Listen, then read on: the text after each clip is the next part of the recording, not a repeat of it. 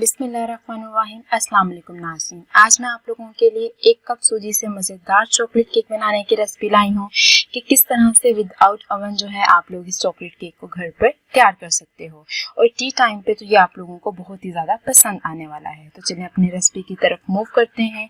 इस रेसिपी को बनाने के लिए सबसे पहले मैंने हाफ कप जो है यहाँ पर दही लिया है, जिसको मैंने अच्छे से फेंट लिया है और तकरीबन मैंने इसके अंदर जो है वो हाफ कप जो है वो शुगर ऐड कर दी है और जो चीनी है हमारे पास नाज़रीन वो पिसी हुई होनी चाहिए।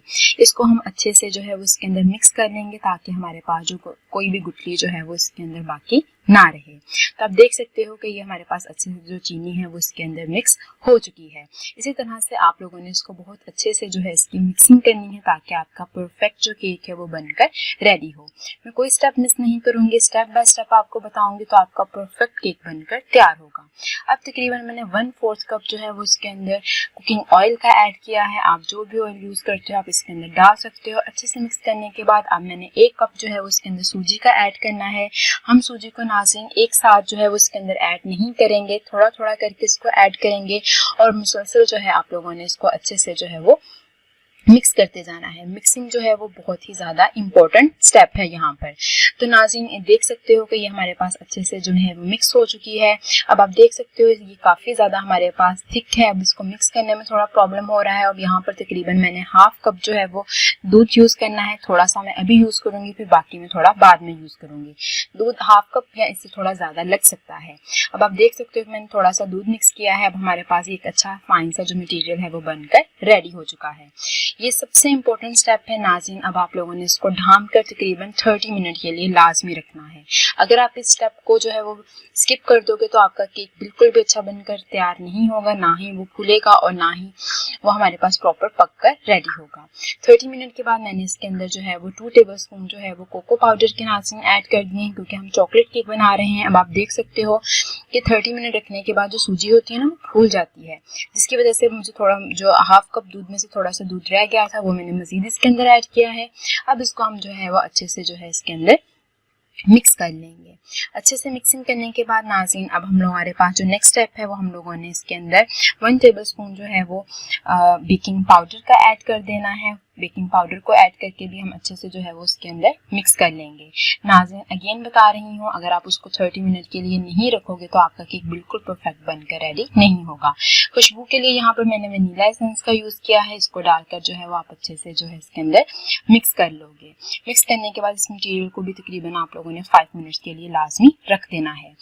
और दूसरी तरफ हम लोगों ने कोई भी बर्तन जिसके अंदर आप केक बनाना चाहते हो वो लोगे और उसको आप अच्छे से जो है वो ऑयल के साथ जो है वो ग्रेस कर लोगे और नीचे कोई भी आप पेपर जो है वो लगा लेना। अब मैंने जो मटेरियल बैटर था वो अच्छे से हमारे पास मिक्स हो चुका था। अब मैंने वो उसके अंदर ऐड कर दिया है। आप देख सकते हो कितना स्मूथ बैटर जो है वो मेरे पास बनकर तैयार हुआ है। अब नाज़रीन इसके ऊपर गार्निश के लिए आप लोग जो भी यूज़ करना चाहते हो, मैंने यहाँ पर बादाम यूज़ किए हैं तो आप बादाम कट करके यहाँ पर डाल सकते हो। और नाज़रीन ये बहुत ही ज़्यादा इंपॉर्टेंट स्टेप्स हैं जो मैंने आपको बताए हैं। 30 मिनट इसको लाजमी स्टे देना है। और अब दूसरा जो इंपॉर्टेंट स्टेप है जो आप अक्सर गलती करते हो, क्योंकि हम इसको विदाउट ओवन बना रहे हैं तो कुकर का प्री हीट होना बहुत ज़रूरी है। तकरीबन आधा घंटे के लिए मैंने इसको प्री हीट होने के लिए रख दिया था। अब कुकर अच्छा खासा गर्म है तो मैंने इसके अंदर ये जो बर्तन है वो रख दिया है। अब इसको जो है हम ढाँप देंगे। इसके अंदर से मैंने रबर और जो सीटी है वो उतार दी है। तकरीबन इस केक को बनने में 35 मिनट्स लगे हैं। आपको थोड़ा से ज़्यादा टाइम लग सकता है। एक चाकू की मदद से हम सेंटर से इसको चेक कर लेंगे क्योंकि सेंटर से ही चेक करने से हमें एग्जैक्ट पता लगता है।